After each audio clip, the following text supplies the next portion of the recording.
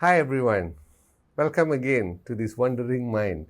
As per the previous episodes, I have this wandering mind. I think you have a wandering mind also. So let's get this flow going. So today I'm going to actually have a chat on my trip to Vipassana in Gambang. For information, Vipassana is a retreat where it's 10 days of silence. It's interesting. No phones, no writing materials, just silence and full of meditation in the teachings of Buddhism. This is from the sect of Theravada Buddha, if I'm correct, where Goenka Ji will be actually guiding us through his voice from the speaker by going through a couple of stages called Anapana breathing, and Vipassana is basically meditation, and then going into metta, where you actually have opportunity to give love. So that is something very exciting. I went for my second trip. First trip was interesting. I'll share some other time. Second trip, I contemplated more because you have long hours of meditation where you meditate and then you have a little break, and then meditate again. It's purely you are a full-time meditator there, so it's fun. So in the contemplation, while I was walking around to my dorm, I was just thinking, I've been always curious about who am I. This time the question came, what makes Siva as Siva? Okay, you are looking at me, I'm Siva, and why am I Siva and why are you you, right?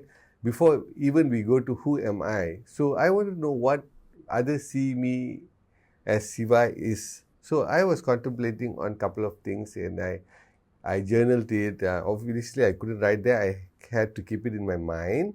Came back, I put it into my phone, and then after that, I put it into Gemini, which is my co-pilot in the way of looking at what are the questions that I have that I would like to find out as in wandering mind. So I'm going to share this with you.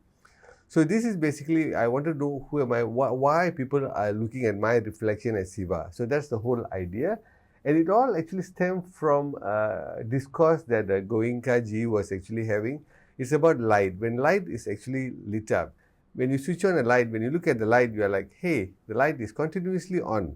And then, actually, are you sure? If you go to the real micron level, the light is not actually on all the way. It is actually on, off. It's flickering in a very high speed. And how do we know about that is, that's why electricity bill comes. It's funny, right? We all pay electricity bill. If the light you want on once and it's on and nothing is being consumed, why are we paying electricity bill? So definitely there's some consumption from the combustion that's taking place.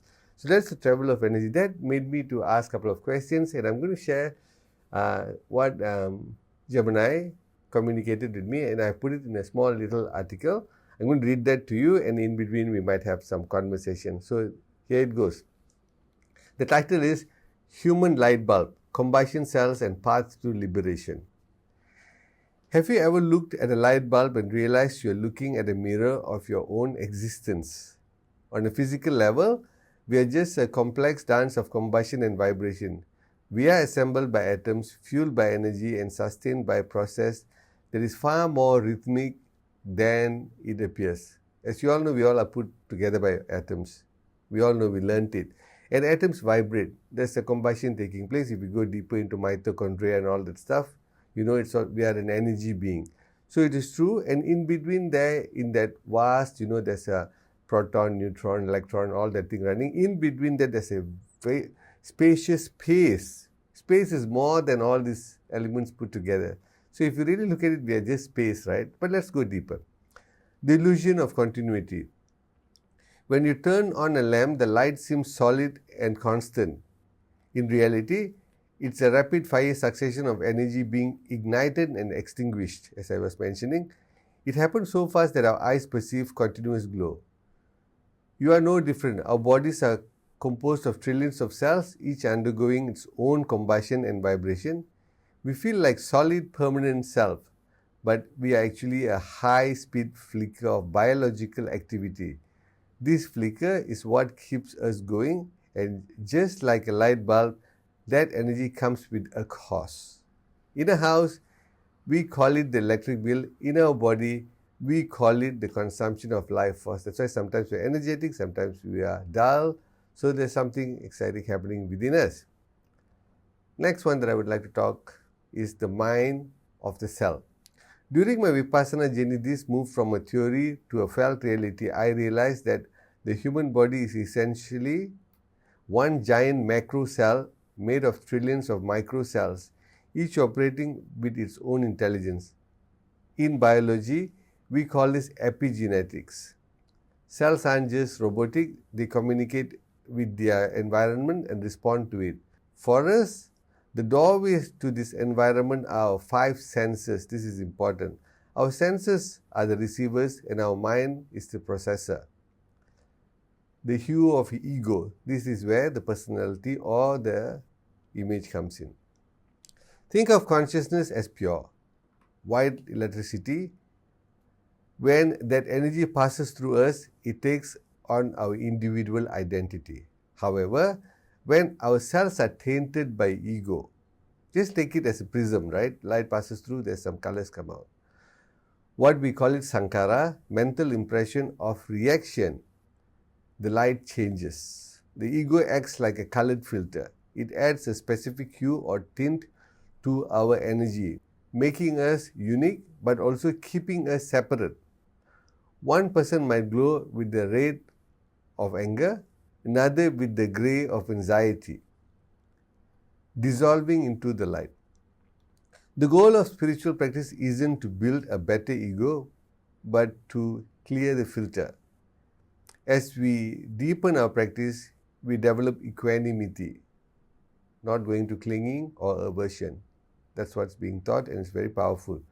We stop reacting, which stops the tinting of our cells. Slowly, the heavy hue of sankara begins to fade. When the cells become perfectly equanimous, the individual light blends back into the universal consciousness. This is the moment of dissolution. The ego vanishes, the hue disappears, and we no longer just a flicker of bulb, we are the light itself. So, we are not human beings having spiritual experience. We are spiritual beings having human experience. So let's delve in this. So whatever I've shared is just my wandering mind. I invite you as usual to go into your own wondering, pondering, to find out more about things. If you like to this, leave some comment. There's a whole lot of stuff I went in deeper about so many other things, like if electricity lights up a bulb, what lights up our consciousness? Another question that I asked and some answers came. Next question went into the energy. Is prana means of breath, or if we don't have breath, we lose consciousness? That's some of the questions. And there are many, many questions that I asked. If you like to it, we'll go deeper and have some more conversation about it. So wish you a wandering mind, wonder more, ask questions. You have a buddy, it could be any AI. Treat them as a tool. Remember, you are in control. Ask the right questions. Very, very important questions are the answer. May you are actually blessed with some real good, enlightening answers where it gives you a shift. So with that, I say bye-bye and take care.